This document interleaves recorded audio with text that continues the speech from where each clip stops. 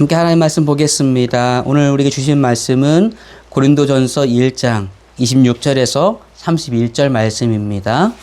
네, 저와 함께 읽습니다. 시작. 형제들아 너희를 부르심을 보라. 육체를 따라 지혜로운 자가 많지 아니하며 능한 자가 많지 아니하며 문벌 좋은 자가 많지 아니하도다. 그러나 하나님께서 세상의 미련한 것들을 택하사 지혜 있는 자들을 부끄럽게 하려 하시고 세상의 약한 것들을 택하사 강한 것들을 부끄럽게 하려 하시며 하나님께서 세상의 천한 것들과 멸시받는 것들과 없는 것들을 택하사 있는 것들을 폐하려 하시나니 이는 아무 육체도 하나님 앞에서 자랑하지 못하게 하려 하심이라.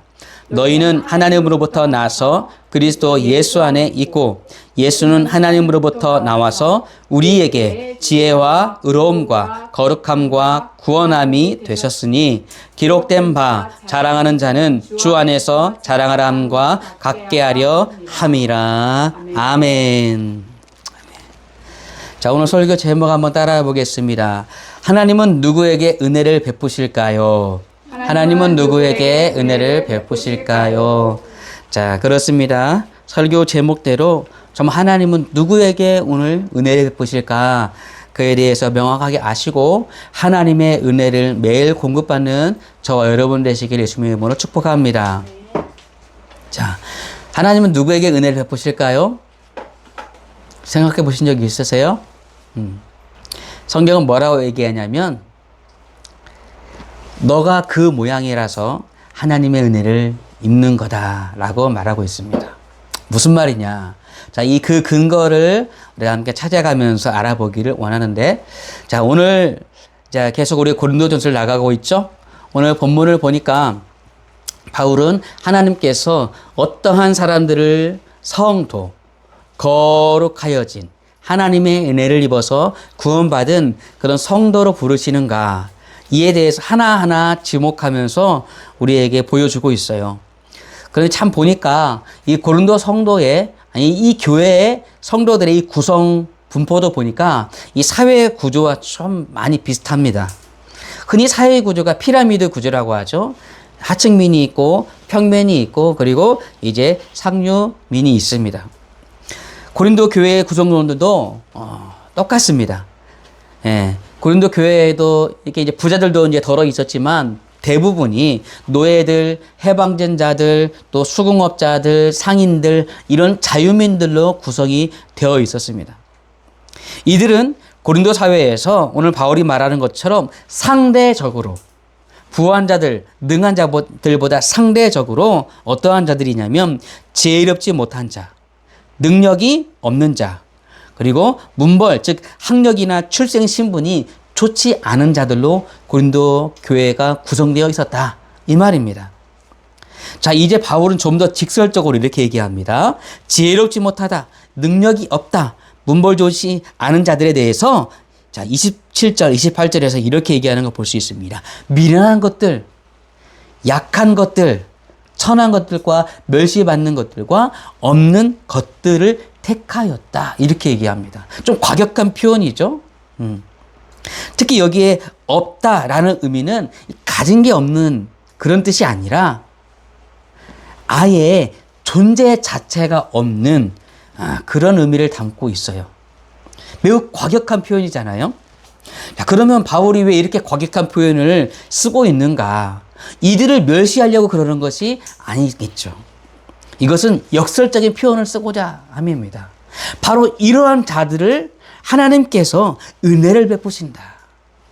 이 하나님 지혜의 탁월함을 강조하기 위해서 지금 바울이 이런 표현을 쓰고 있는 거예요.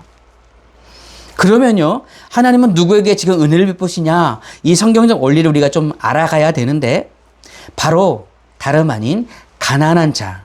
따라해 보겠습니다. 가난한 자. 네, 가난한 자에게 하나님은 은혜를 베푸신다는 거예요. 자, 누가복음에는 사복 사화가 나옵니다. 마태복음에는 팔복이 나오죠. 근데 누가는 첫 번째 복에서 이렇게 얘기합니다. 너희 가난한 자는 복이 있나니 하나님의 나라가 너희 것입니다. 누가복음을 쭉 읽어보면 누가는 가난한 자, 소외된 자, 세리와 창녀들에게 예수님의 사역을 집중하는 걸 보게 됩니다. 맞아요. 지식에서도, 학벌에서도, 권력에서도, 출신에서도, 부에서도 상대적으로 가난한 자들을 조금 관심 갖고, 의사 누가이다 보니까 그런 마음을 이제 하나님 성령님께서 사용하시는 것 같아요. 마치 고린도 성도들과 같아 보입니다. 자, 그러면요, 누가가 이해하는 것처럼 하나님은 가난하면 무조건 다 은혜를 베푸실까요? 그렇지는 않겠죠. 그렇지는 않아요. 가난하다고 다 하나님의 은혜 받고 구원받으면 세상에 구원받지 못할 사람이 별로 없을 겁니다. 자, 그래서 사도 마태는 이제 산상수훈에서의 팔복이 나오잖아요. 그 첫 가르침, 마태복음 5장 3절에서 이렇게 누가가 말한 가난한 자가 누구인지에 대해서 정확하게 짚어주고 있습니다. 그것은 심령이 가난한 자는 복이 있나니 천국이 그들의 것입니다. 이렇게 얘기하는 거예요. 그러니까 누가가 말한 그 가난은 어떠한 가난? 심령의 가난. 심령의 가난. 중요한 말입니다. 돈이 없는 가난이 아니고 명예나 부가 없는 가난이 아니고 무슨 가난? 이 마음. 이 마음이 하나님 없어서 도저히 내가 살 수 없겠다. 이런 마음을 가진 자. 하나님은 그런 자에게 은혜를 베푸신다. 그 말입니다. 따라서 누가 심령이 가난할 수 있냐? 그것은 누가가 언급했듯이 돈이나 명예나 지식이나 권세가 상대적으로 가난한 자가 심령이 좀 더 가난할 수 있는 것이겠죠? 그렇기 때문에 부자보다 가난한 자가 심령이 가난할 수 있고, 그래서 가난한 자들이 더 하나님의 은혜를 입을 수 있는 것입니다. 그렇다고 부자라고 해서 천국 못 가는 것도 아니고요. 가난하다고 해서 무조건 천국 가는 것은 아닌 거예요. 그러면 뭡니까? 성경이 말하는 진리는 무엇이냐? 절대 변하지 않는 진리는 무엇이냐? 하나님의 은혜를 입는 자는 어떠한 자다? 심령이 가난한 자다. 심령이 가난하지 않으면 절대로 천국에 갈 수 없다라는 거예요. 여러분, 이 사실을 꼭 기억하시고 여러분 마음속에 새겨두시되 항상 여러분이 나는 하나님 없으면 아무것도 할 수 없는 그런 가난한 자입니다. 무익한 자입니다. 무능한 자입니다. 이 마음을 항상 가지시기를 바랍니다. 자, 이 심령이 가난한 자에 대해서 유명한 신학자 이 싱클레어 퍼거슨은 이렇게 얘기했습니다. 한번 저와 함께 읽어보겠습니다. 이런 심령 없이는 아무도 그리스도인이 될 수 없다. 그리스도인이라면 누구든지 이런 심령을 지닌다. 이것은 돌아온 탕자의 심령이다. 그랬습니다. 정말로 맞는 말이에요. 누구든지 이런 심령이 없으면 그리스도인이 될 수 없어요. 주님 말씀하셨잖아요. 천국이 그들의 것이다. 누구에게? 심령이 가난한 자에게. 이 말씀은 이미 구약에서 하나님 아버지께서 말씀해 주신 것입니다. 이사야서 66장 2절, 잠언 3장 34절도 한번 두 구절 같이 연달아 읽어보겠습니다. 나 여호와가 말하노라. 내 손이 이 모든 것을 지었으므로 그들이 생겼느니라. 무릇 마음이 가난하고 심령에 통회하며 내 말을 듣고 떠는 자, 그 사람은 내가 돌보려니와. 자, 여기 보면 첫 번째 나오는 게 뭐예요? 무릇 마음이 가난한 자를 하나님이 돌보신다. 그 가난은 어떤 가난? 물질의 가난이라 심령이 통해서 나는 죄인입니다. 하나님의 은혜 없이만 날 살 수 없습니다. 이 마음을 가지고 이제는 세상 말이 아니라 하나님의 말씀에 귀를 기울이고 그 말씀 앞에 두려워 떠는 자. 그것이 마음이 가난한 자의 상태라는 것입니다. 그러한 사람은 내가 돌보겠다. 잠언 3장 34절도 한번 읽어봅니다. 진실로 그는 거만한 자를 비웃으시며 겸손한 자에게 은혜를 베푸시나니. 겸손한 자에게. 자기가 아무것도 아니다. 가진 건 아무것도 없다. 내 스스로는 아무것도 할 수 없다. 천국에 갈 수도, 이 세상에서 내가 살아갈 수 있는 어떤 지혜도 가진 것이 없다.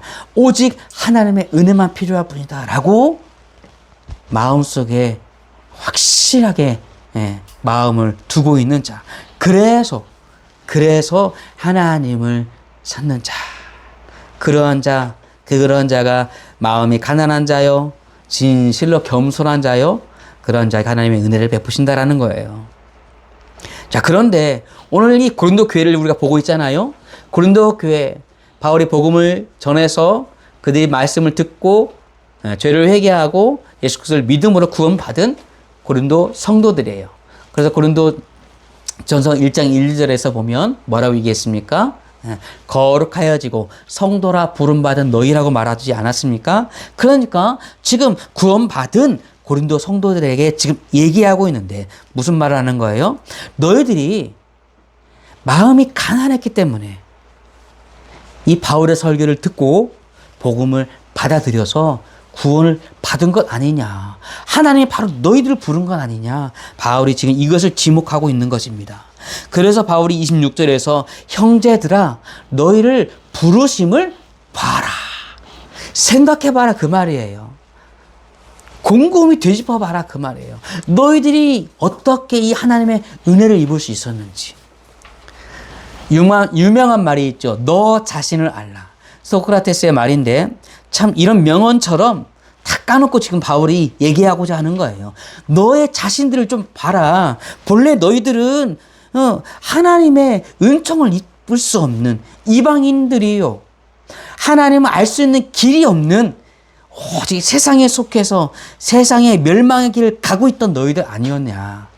그런데 하나님께서 너희를 긍휼히 여기셔서 복음을 전하실 때 하나님 아버지께서 창세전에 너희를 구원하시기로 작정하신 구원 경륜을 세워놓으시고 아들을 이 땅에 보내셔서 십자가에서 아들을 못 박혀 죽으심으로 십자가에 못 박혀 죽으신 아들을 보고 그 아들이 곧 나의 죄를 대신하여서 못 박혀 죽으셨고 부활하신 참으로 메시아다 그리스도다. 저분은 하나님의 아들이다라고 믿는 너희에게 죄를 회개하고 예수님을 임금과 구주로 모셔드린 너희에게 성령을 보내주지 않았느냐. 하나님께서 값없이 의롭다 인친 것 아니냐. 그러니 너희들이 어떻게 구원을 받았는가 그걸 좀 다시 생각해 봐라. 형제들아 너희를 부르심을 보라 라는 뜻이 그 뜻이에요. 소망 없는 너희를 불러서 어떻게 천국 소망을 갖게 했는지, 능력 없는 너희를 불러서 어떤 성령님의 권능을 주어서 너희들 가운데 이런 성령의 다양한 은사들을 나타내게 해주셨는지 그 하나님의 은혜를 생각해 봐라. 바울이 이 말을 지금 하고 있는 것입니다. 그러면서 이렇게 얘기하잖아요. 육체를 따라 지혜로운 자가 많지 아니하며 능한 자가 많지 아니하며 문벌 좋은 자가 많지 아니하였던 것이 너희들 아니었냐. 그런데 왜 하나님의 그 구원의 은혜를 까마득하게 잊고 지금 서로 물고 뜯으면서 내가 올래 네가 올래 이렇게 서로를 자랑하면서 헐뜯으면서 지금 분쟁과 분열 가운데 있을 이유가 무엇이냐 책망하고 있는 것입니다. 자, 그러면서 바울은요 더 나아갑니다. 낮은 자, 가난한 자를 선택하시는 그 하나님의 목적, 그 목적이 무엇인가를 27절에서 29절에서 밝혀주고 있습니다. 저와 함께 읽어보겠습니다. 시작. 그러나 하나님께서 세상에 미련한 것들을 택하사 지혜 있는 자들을 부끄럽게 하려 하시고 세상에 약한 것들을 택하사 강한 것들을 부끄럽게 하려 하시며 하나님께서 세상에 천한 것들과 멸시받는 것들과 없는 것들을 택하사 있는 것들을 폐하려 하시나니 이는 아무 육체도 하나님 앞에서 자랑하지 못하게 하려 하심이라. 자, 여기 보니까 하나님께서 고린도 성도들을, 즉 저와 여러분을 택하여서 부르시고 복음을 듣게 하시고 믿어 구원 얻게 하신 하나님의 목적이 무엇인지에 대해서 바울이 얘기하고 있습니다. 자, 27절에 보니까 부한 자들을, 지혜 있는 자들을 부끄럽게 하려 하시고, 자, 그리고 28절에 강한 자들을 폐하려 하시고, 결국에는 29절에 그들을 자랑하지 못하게 하시려고. 그러니까 세상에서 나 잘났다고 살아가는 그러한 자들을 부끄럽게 하시려고, 자랑하지 못하게 하시려고, 그들의 모든 것을 폐하시려고 다름 아닌 너희를 불러서 도리어 너희를 강하게, 자랑스럽게, 능하게 하나님이 세우셨다. 이것을 말해주고 있습니다. 그런데 자, 바울이 왜 이렇게 구구절절 자세하게 이런 표현을 쓰고 있냐면 그도 그럴 것이 그 당시 그리스 로마 시대잖아요. 이 시대는요, 명예나 수치를 매우 자랑스러워하고 수치스러워하게 했던, 부끄러워했던 문화였습니다. 문화. 그러니까 자기가 남들보다 조금 못하면 굉장히 부끄러움을 많이 여겼고, 수치스러워했던 문화예요. 도리어 남들보다 조금 더 가진 것이 있고 어떤 성공을 이루면 그냥 자랑하기 바쁜 거예요. 그걸 막 희열 삼아서 그렇게 사람들에게 자랑하는 문화였던 것입니다. 그래서 고린도 사회의 특성 중에 하나가 자기를 자랑하는 문화, 그런 문화라는 것을 말씀을 드렸었죠. 그러니까 남들보다 지혜나 권력이나 학벌이나 돈이 있으면 그냥 무조건 자랑하고 내가 너보다 더 뛰어나, 잘났어, 이렇게 여기는 것이고, 그와 반대로 그런 것이 없으면 사람들은 그냥 수치스럽고 부끄러움을 느끼기 일쑤였단 말입니다. 그러니까 이 문화에 익숙한 그들에게 바울은 직설적으로 지금 표현을 써서 충격요법을 주고자 함인 것입니다. 도리어 생생한 하나님의 구원의 그 역사를 다시 한 번 더 되짚어 보고자 하는 것이죠. 무엇이냐면 있는 것을 자랑하고 없는 것을 치욕으로 여기는 바로 그것을 가지고 하나님께서 어떻게 역전해 내시는지, 그 하나님의 능력의 탁월함을 보여주고자 하는 것이에요.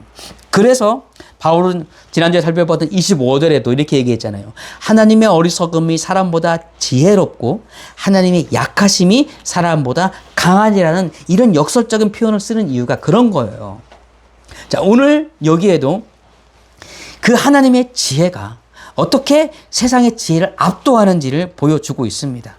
보니까 하나님은 누구를 선택하냐면 세상 사람들이 선택하고 인정하는 자를 선택하는 것이 아니라 다름 아닌 미련한 자, 약한 자, 천한 자, 멸시받는 자, 아무것도 없는 자들을 택하시고 불렀다라는 것입니다.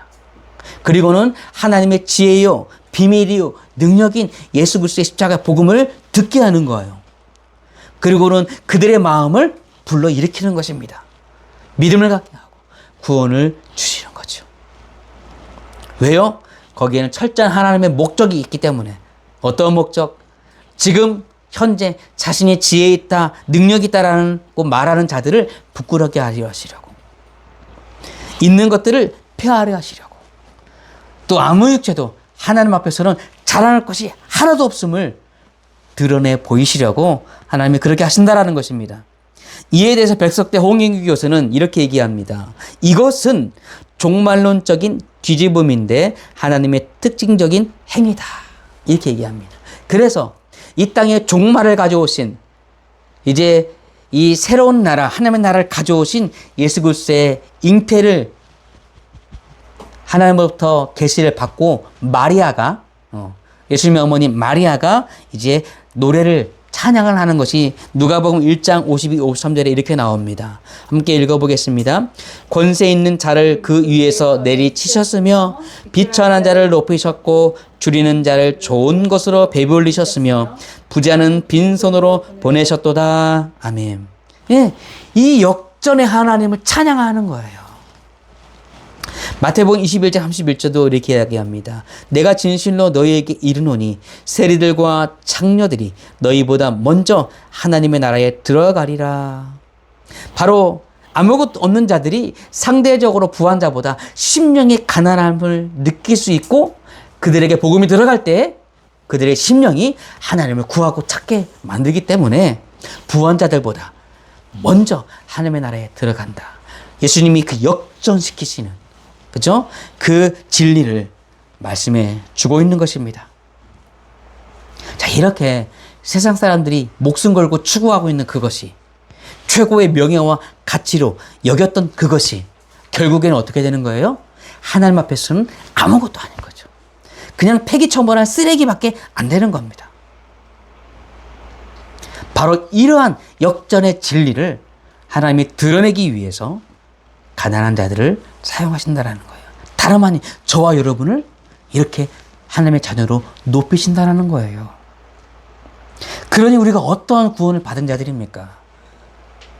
그냥 가볍게 입만 뻣뻣하며 노래하는 그런 수준에 머물러야겠습니까? 우리의 예배가? 우리의 기도가 그냥 형식적 기도가 되겠습니까? 아니죠. 진실한 감사와 찬양이 되어야 하는 것입니다. 이것을 알면 그러니까 삼위일체 하나님께서 우리를 위하여서 어떠한 구원의 그 경륜과 비밀을 다 이루셨는지 이 사실을 알면 우리는 가만히 있을 수 없는 거예요.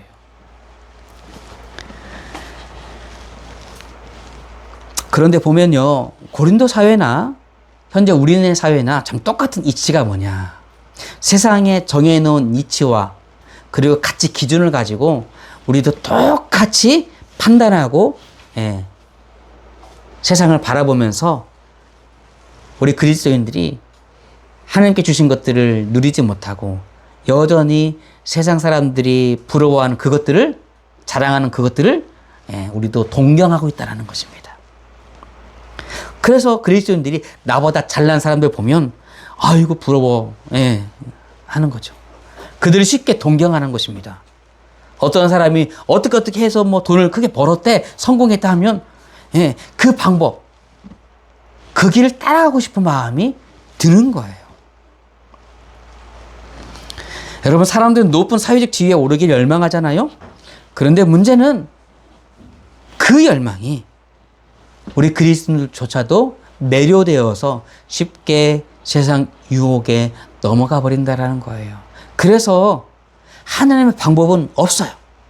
내가 성공할 수만 있다면 조금 사회적 관행도 그냥 묵인하고 하나님의 말씀 앞에 그것을 정확하게 분별하지 못하고 세상에 따라서 그렇게 살아가는 것이죠. 아니라는 겁니다. 우리를 그렇게 하나님 부르지 않았다라는 거예요. 여러분 만약에 세상 가치 기준을 가지고 그대로 여러분이 신앙생활을 똑같이 예나 지금이나 해 나간다면 대단히 큰 문제입니다. 그건 여러분에게 치명타를 입힐 수 있어요. 만일에 여러분이 그런 세상에 나오지 않는다면 베드로가 인용한 속담처럼 베드로후서 3장 22절에 뭐라고 얘기합니까? 자, 개가 그 토하였던 것에 돌아가고 돼지가 씻었다가 더러운 구덩이에 도로 누웠도다라는 그 말이 그대로 여러분에게 적용될 수도 있음을 여러분 명심하십시오. 결코 우리는 세상을 따라가서 안 됩니다. 우리는 깨끗하게 씻음 받은 자예요. 더러운 걸 다 토해낸 자예요. 예수 십자가의 보혈의 능력으로. 그러면 우리가 깨끗해진 우리를 성령과 하나님의 말씀으로 계속 거룩해져 가야죠. 그러려고 하나님 우리를 부르셨지 않습니까? 거룩하여진 성도라 부름받은 자 아닙니까? 그런데 그런 하나님의 은혜를 멸시하고 무시하고 여전히 세상 가운데 여러분 그걸 버리지 못한다면 하나님의 무한한 진노와 형벌을 피할 수 없습니다. 우리는 절대로 세상 사람과 그런 그 이치나 가치를 무분별하게 따라 살면 안 된다라는 것입니다. 자, 그런데 여러분 지금 고린도 성도들을 보니까 어떠한 함정에 지금 빠져 있습니까? 과거의 처지를 지금 까마득하게 잊은 겁니다. 잊은 거예요. 저도 참 사람들을 참 유심하게 관찰해 보면 제 자신도 그렇고 우리네 인간들은 참 쉽게 잊어버린다라는 거예요. 뭘 쉽게 잊어버리냐면 우리가 살다 보면요. 하나님의 은혜가 얼마나 큰지 참 알고 감사하기도 하죠. 그걸 높이 찬양하면서 감사합니다. 그런데 우리가 또 한 주를 또 이렇게 돌아보면 우리가 은혜를 거스르는 행동을 할 때가 참 많아요. 하나님 주신 은혜를 새까맣게 잊어버리고 나의 옛 습관들이 그대로 나와서 함부로 말해버리고 함부로 행동해버리는 생각해버리는 경우가 참 많다라는 것입니다. 그러니까 우리는 매일 말씀 앞에 서야 됩니다. 매일 회개하는 삶을 살아야 되고 매일 우리는 기도해야 되는 것입니다. 매일 심령의 가난한 마음으로 나는 오늘 하나님의 은혜 없으면 오늘 단 하루 1시간 1분 1초도 살 수 없어요. 내 자아가 나오지 않도록 주님 나를 붙들어 주세요. 성령님 나와 함께 해주세요. 이렇게 고백하고 전적으로 하나님의 은혜를 구하는 자가 바로 심령이 가난한 자예요. 우리는 이런 심령의 가난함 속에서 하나님을 찾는 그 일에 매일매일 부지런히 여러분 그 신앙생활을 해 나가시기를 축복합니다. 그래서 우리가 굳게 붙잡고 흔들리지 말아야 할 것이 바로 그것입니다. 우리가 지난 시간에 살펴봤지만 우리는 심판날이 있다라는 거예요. 마지막 그 심판 때에는 모든 사람이 우리의 행한들 하나님 앞에 심판을 받을 것이다 그 말입니다. 그런데 하나님께서 우리에게 주신 건 뭡니까? 역전의 하나님.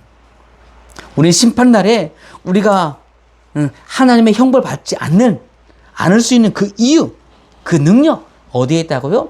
예수 그리스도의 대속의 은혜. 그 은혜를 굳게 붙들고 사는 믿음, 거기에 있는 것입니다. 그것이 하나님의 능력이라고 그랬죠. 그러니까 여러분 지금 가진 것 많다고 자랑한다고 떵떵거린다고 그렇게 사는 사람들 부러워하지 마세요. 그들이 심판대 앞에 서는 그날 그들이 그렇게 쥐고 살았던 부와 명예와 모든 물질들이 그들에게 치욕을 가져다 줄 것입니다.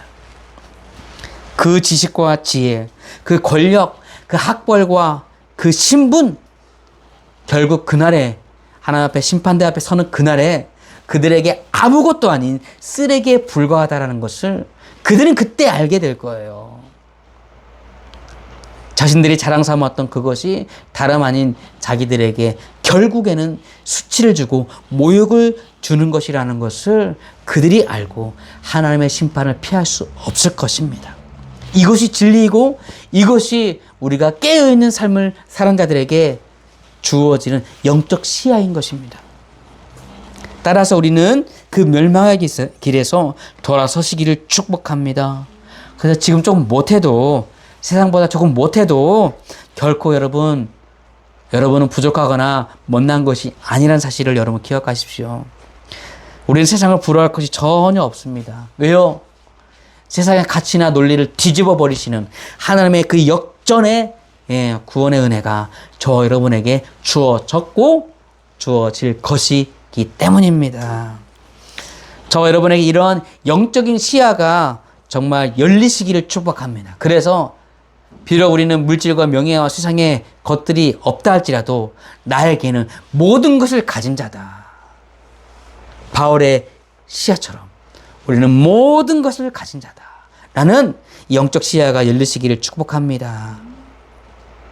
역전에 능하신 그 하나님의 능력을 오늘도 굳게 붙드시고 삼일째 하나님이 여러분과 함께 하신다는 확실한 믿음을 가지고 또한 예수 그리스도께서 십자가를 통하여서 우리에게 이루신 그 능력, 오늘 1장 30절에도 말하는 것처럼 우리에게 하나님과 올바른 관계를 갖게 하신 그 의, 우리는 죄인이 아니에요.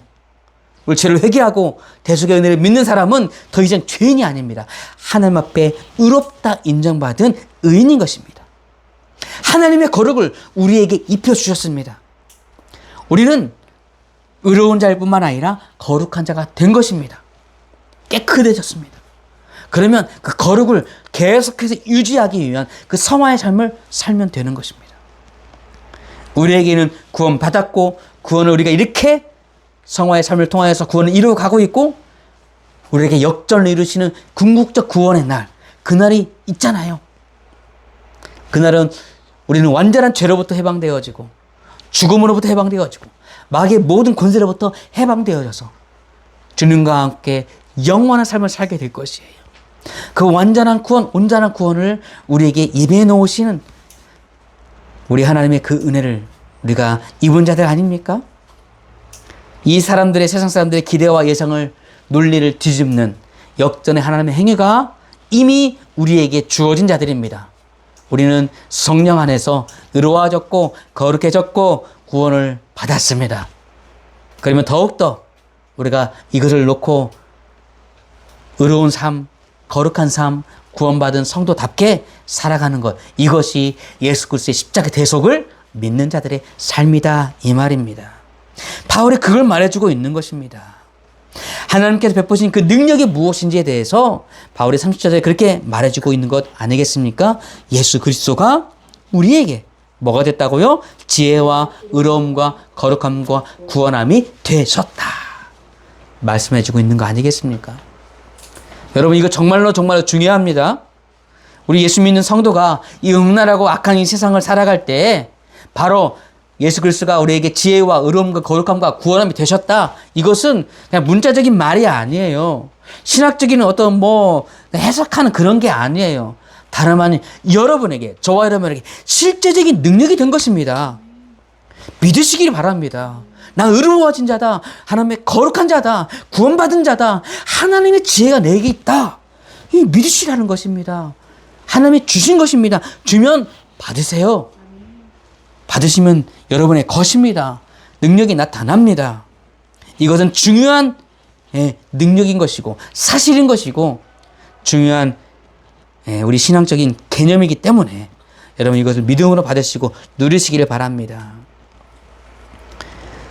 우리 가운데 이것이 단지 법정적인 의미로만 알고 있으면 여러분의 신앙생활 능력이 없는 거예요. 하나님 경험하지 못하는 거예요. 하나님은 우리에게 예수님이 우리에게 지혜가 되고 의로움 되고 거룩함 되고 구원 받았대. 그냥 생각 속에 머무른 건 그건 능력이 안 됩니다. 실제가 안 됩니다. 정말로 과연 그러한가? 여러분이 성경을 파헤치고 그리고 하나님께 주신 것을 믿음으로 받고 더 구하면 그것이 참으로 나에게 실제고 능력이라는 것이 믿어지고 확실해지고 분명하게 나타난다니까요. 여러분 그것을 경험하시기를 축복합니다. 그래서 성령님을 통해 나에게 주어진 이 지혜와 의와 거룩과 이 구원이 확실하고도 실제적으로 아는 사람은 더 하나님의 지혜를 사모합니다. 하나님, 내가 하나님 말씀 더 알려주세요. 하나님의 지혜를 더 구하게 되게 있어요. 그리고 더 의로워지기를 사모한다라는 거예요. 하나님께 내게 주신 이 의를 그리고 그 거룩을 훼손시키고 싶지 않아요. 세상의 더러운 것에 묻히고 싶지 않은 거예요. 그러니까 더 회개하고 또 내가 죄를 지었다 할지라도 다시 회개하고 다시 말씀 앞에서 돌이키는 삶을 살아가기를 힘쓰고 애쓰는 그런 사람인 거예요. 누가? 그 가치를 아는 사람이. 그리고 더 구원에 이르도록 두렵고 떨림으로 너희 구원을 이루라. 나 있을 때뿐만 아니라 나 없을 때여도 항상 두렵고 떨림으로 구원을 이루라. 바울의 말씀이 정말 구구절절 맞는 말씀이 되어져서 그렇지. 하나님의 심판이 있지. 심판을 두려워함이 아니라 내게 주신 구원의 가치가 더 크기 때문에 그걸 잃고 싶지 않아서 더 말씀을 보고 더 기도할 수밖에 없고 더 삼일체 하나님을 의지할 수밖에 없는 것이 이 가치를 알고 믿는 자들인 것이에요. 저와 여러분이 그런 자들이 되자 그 말입니다. 그렇지 않으면 여러분 해보셔서 알잖아요. 그 가치를 모르면 그 귀한 은혜를 여러분이 잊으면 얼마나 신앙생활이 무거운 짐입니까? 부담입니까? 오늘 교회 오는 것이 얼마나 억지스럽습니까? 그러나 그 가치를 아는 사람은 예배가 감사가 되고 기쁨이 되고 소망이 되는 것입니다. 자원한 신앙생활이 되는 것이에요. 단지 문자적으로 법정적으로 알지 마시기를 축복합니다. 신앙생활 무거운 짐으로 저도 해봐서 알아요. 너무 고통입니다, 여러분. 그렇게 사는 것 자체가 시간 낭비고 허송세월이더라고요. 그런데 하나님의 은혜를 알면 얼마나 예배하는 것, 기도하는 것, 그리고 말씀을 듣고 배우는 것이 참 얼마나 귀한 일인지, 그걸 더 이상 잃어버리고 싶지 않는 것입니다. 저 여러분에게 진실로 정말 예수 그리스도가 진짜 최고의 가치다. 나에게 실제적인 능력이다. 여러분, 이 가치를 알고 하나님께서 그거를 놀라운 역전을 통하여서 십자가를 통하여서 이루어내셨고 마지막 그날에도 비록 내가 이 세상에서 조금 부족하다 할지라도 하나님은 그날에 내가 그리스도와 함께 영생을 누릴 뿐만 아니라 하늘의 모든 것을 상속받아 누리는 그러한 자로 나를 세우실 것이다. 역전의 하나님을 여러분 기억하시고 오늘 내게 주신 이 생생한 살아있는 그 구원의 역사를 여러분 능력으로 받으시기를 축복합니다. 그리하여서 여러분에게 이런 신앙의 터닝포인트가 있으시기를 축복합니다.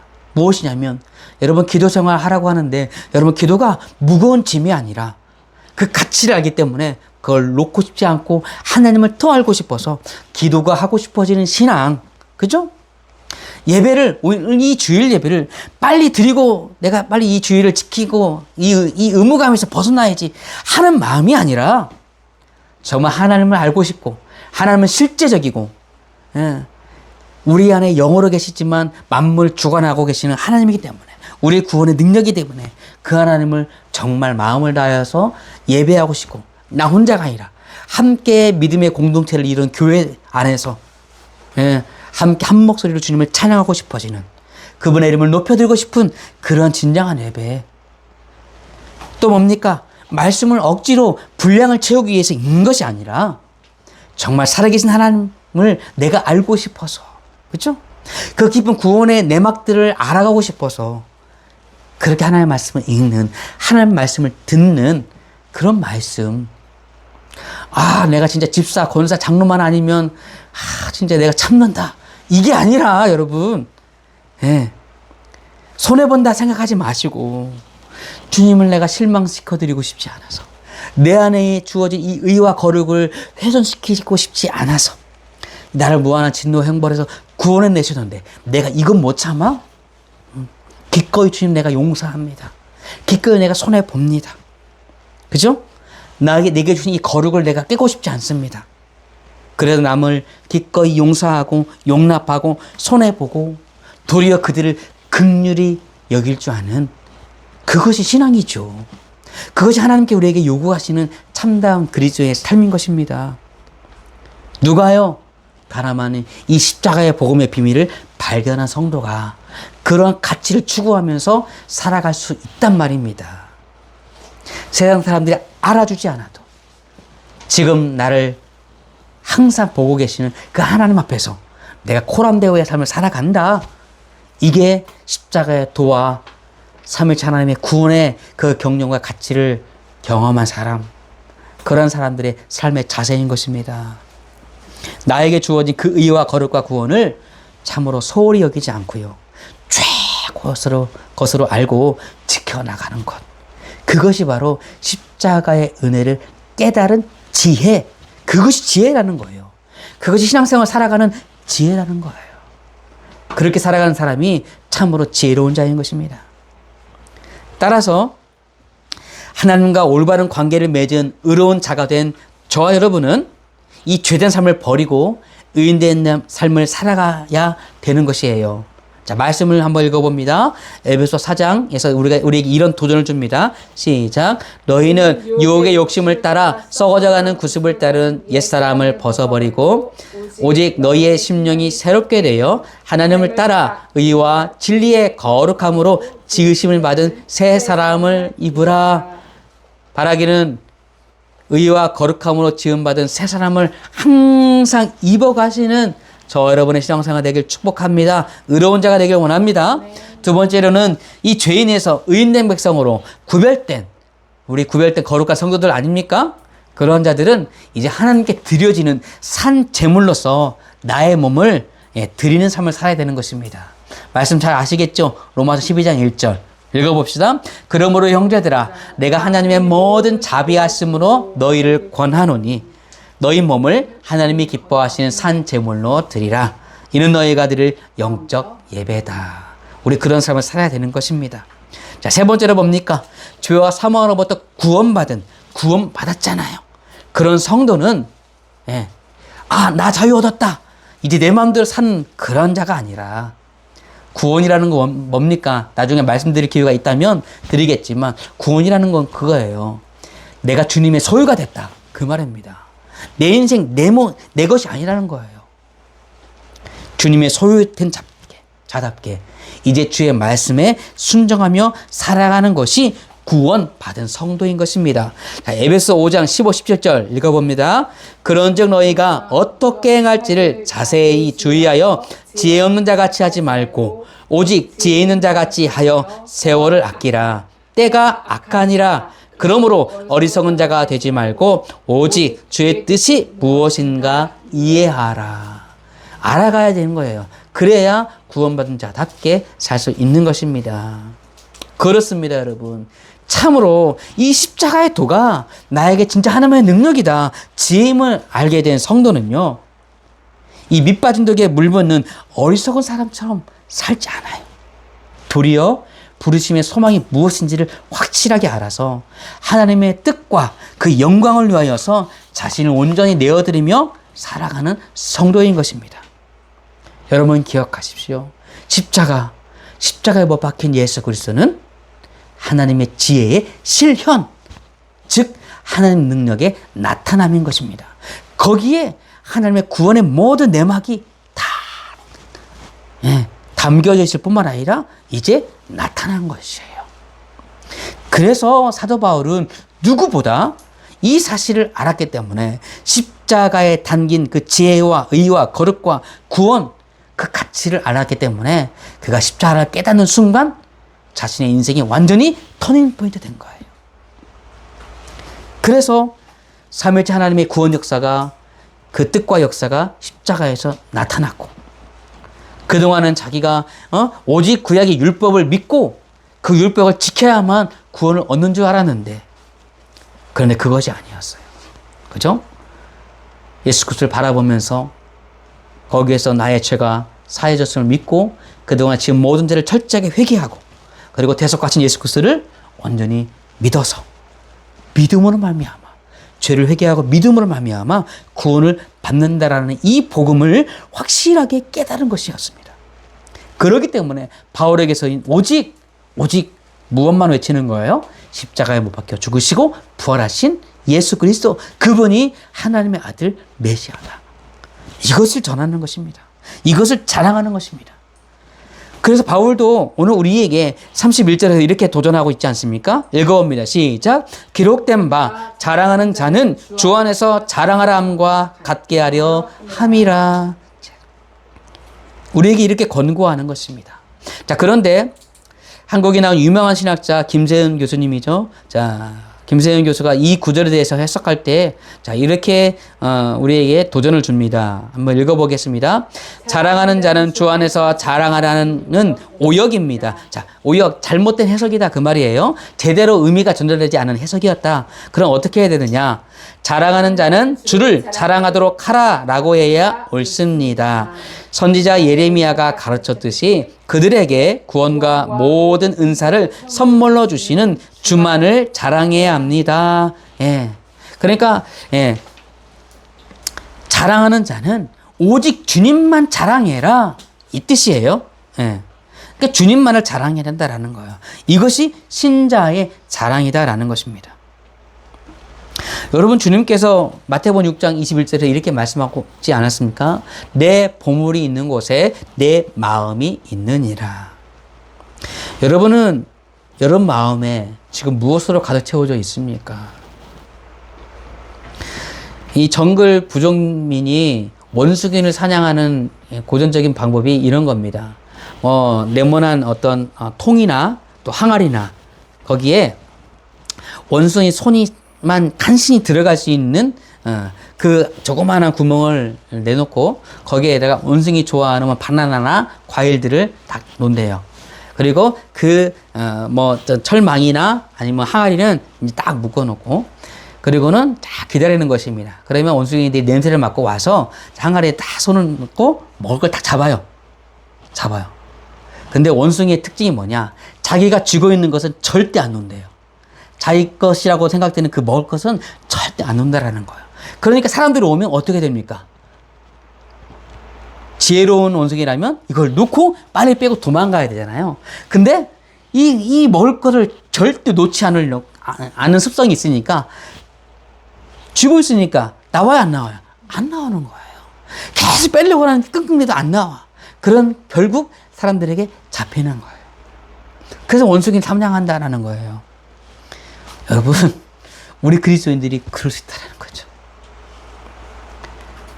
내가 움켜쥐고 있는 그것이, 여러분, 내가 죽는 날 과연 나를 살리는 것이 될 것인가? 예, 마지막 심판 때에 불타 없어질 것이 될 것인가? 잘 생각해 보세요, 여러분. 그래서 지혜 없는 자가 아니라 지혜 있는 자가 되어서 여러분 세월을 아끼시라는 거죠. 기억하십시오. 우리가 받은 구원과 그 구원의 언덕들은요, 손에 잡히지 않는다고 없는 것이 아니고요. 우리 눈에 보이지 않는다고 안 보이는 것이 아니에요. 없는 것이 아니란 말입니다.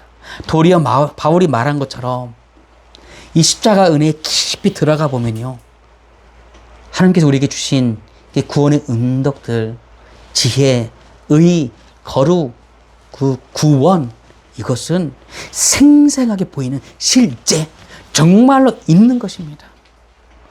있으되 영원히 없어지지 않는 그것들입니다. 그러니까 그것을 아는 사람은 너무나도 확실하기 때문에, 너무나 영광스럽기 때문에 그들의 자랑은 다름아니 십자가에서 못 박혀 죽으셔서 우리의 영원한 구원이 되시는 예수 그리스도, 그 아들이 이 땅에 보내신 하나님 아버지, 그리고 그 아버지의 영과 아들의 영으로 이 땅에 우리에게 오신 성령 하나님, 이 삼위일체 하나님을 고백하고 자랑하게 되어 있는 것입니다. 우리가 가진 이 보물, 하나님께 주신 이 구원의 은덕들은 돈이나 권력이나 학벌로 살 수 없습니다. 사탄도 빼앗을 수 없다라고 말하고 있습니다. 천사도 부러워할 것입니다. 이것이 영원한 보물입니다. 저와 여러분에게 가지고 있는 하나님께 주신 이것이 말이죠. 그러니 그것을 맛보아야 되겠습니까? 아니겠습니까? 맛보아야죠. 이 세상에서 맛보며 살아야죠. 맛보라고 주신 것인데, 경험만 하고 주신 것인데, 바라기는 이것을 맛보시고 이제는 실제로 여러분 이 구원의 가치 원덕들을 자랑하며 사시는 저와 여러분 되시길 축복합니다. 자, 마지막으로 우리가 회복하고 굳게 붙잡아야 될 것이 무엇이냐면, 그래서 여러분 하나님께서 우리에게 주신 이 구원의 언덕들을 자주 생각하시고, 무엇보다도 하나님을 자주 생각하십시오. 하나님이 어떠한 분인지, 그 하나님이 나에게 어떠한 은혜를 주셨는지, 내가 어떠한 구원을 받은 존재인지 이것을 자주 생각하시고, 기억하시고 감사하시기를 바랍니다. 보세요, 여러분. 여러분의 뭐를 보고 하나님이 여러분을 구원한단 말입니까? 예? 여러분 구원받을 만한 뭐가 있습니까? 아무것도 없습니다. 저 여러분이 아무것도 없습니다. 또 저 여러분 스스로 날고 긴다 한들 하나님 구원을 우리가 받을 수 있겠습니까? 우리 가진 것으로도 안 되고 우리가 노력한다고 해서 안 되는 것입니다. 우리는 구원받을 자격도 조건도 없습니다. 우리는 그러한 자들입니다. 그런데 내가 이 모양이라서, 가진 것이 없어서, 그래서 복음이 들려질 때 하나님을 믿어야 되겠구나. 단지 이 작은 마음 가졌을 뿐인데 하나님은 그 마음을 가난한 마음으로 여기시고 하나님께서 찾아오셔서 우리에게 구원의 은덕들을 베풀어 주신 것 아니겠습니까? 이 작은 마음, 하나님은 놀랍고 영광스러운 큰 구원으로 허락해 주신 것입니다. 물론 결과적으로는 우리가 나의 모든 것이 하나님의 은혜인 것입니다. 오늘 자랑할 것이 아무것도 없습니다. 그러나 성경은 분명히 말하고 있습니다. 당신은 반드시 심령이 가난해야 된다고. 누구든지 이 심령이 가난하지 않고는 천국을 얻을 수 없습니다. 반드시 심령이 가난한 자가 되어야 하는 것입니다. 나는 하나님 없으면 아무것도 할 수 없습니다. 하나님의 구원을 입은 자라 할지라도 내가 죽는 그날까지 하나님 은혜 없으면 아무것도 살 수 없습니다. 항상 여러분 심령이 가난한 자가 되십시오. 그래서 항상 하나님의 말씀을 찾으시고, 무엇보다도 우리에게 구원을 주시는 참으로 실제 중에 실제이신 영이신 그 하나님, 아버지와 아들과 성령을 구하시고 찾으시기를 바랍니다. 오늘 내가 사업이 잘 됐습니까? 일이 잘 풀렸습니까? 시험에 합격했습니까? 날아갈 것 같습니까? 그러한다 할지라도 여러분 심령 중심에는 항상 이 모든 것이 하나님의 은혜요, 내가 기뻐하고 내 모든 살아가는 모든 것 하나님이 오늘 나와 함께 하지 않으면 난 아무것도 할 수 없습니다. 그런즉 선줄로 생각하는 자는 넘어질까 조심하라. 우리 항상 조심해야 되는 것입니다. 따라서 항상 하나님을 구하고 찾는 그 가난한 자가 되시기를 예수님의 이름으로 축복합니다. 왜요? 왜겠어요? 여러분 보세요. 풀은 마르게 되어 있고 꽃은 시들게 되어 있는 것이에요. 여러분 죽게 되어 있습니다. 하나님 심판 앞에 서게 되어 있습니다. 그때 여러분 하나님 앞에 뭘 드리실 것입니까? 여러분의 기도의 생활, 여러분의 예배의 생활, 여러분의 말씀의 생활, 오직 하나님만 붙들었던 그 믿음, 그것 드려야 되지 않겠습니까? 오직 우리는 영원한 것을 붙들며 사실은 저와 여러분 되시길 축복합니다. 그것은 영원한 것은 그거예요. 살아있고 항상 있는 삼위일체 하나님, 그리고 그의 입으로 뻗어나온 말씀, 그것밖에 없습니다. 나는 하나님의 은혜 없으면 아무것도 할 수 없습니다. 오늘의 흡족한 은혜를 내게 부어 주옵소서. 여러분 그래서 새벽마다 잠자리에 들기 전에 항상 하나님께 구하고 기도하고 회개하고 하나님의 은혜를 부어달라고 구하고 찾고 두드리는 저와 여러분의 신앙생활 되시기를 축복합니다. 그러한 자들에게 하나님은 은혜를 베푸세요. 나의 무익함, 나의 무지함 다 내어드리고 진리의 성령의 다스림을 입도록 여러분 매일 구하시길 바랍니다. 그리하면 여러분 안에 새롭게 되는, 이전과 같지 않는 새로운 날이 올 것이에요. 그러면 여러분 하나님께서 여러분에게 주신 그 실제적인 역사가 일어나는 날이 임할 것입니다. 기대하십시오. 기도하십시오. 그리고 여러분 기다리시기를 바랍니다. 그리하여서 항상 진리의 말씀과 성령으로 살아가서 하나님께 주신 그 놀라운 그 구원의 은덕들을 다 받아 누리시는 저 여러분의 복된 신앙생활 되시기를 예수님의 이름으로 축원합니다.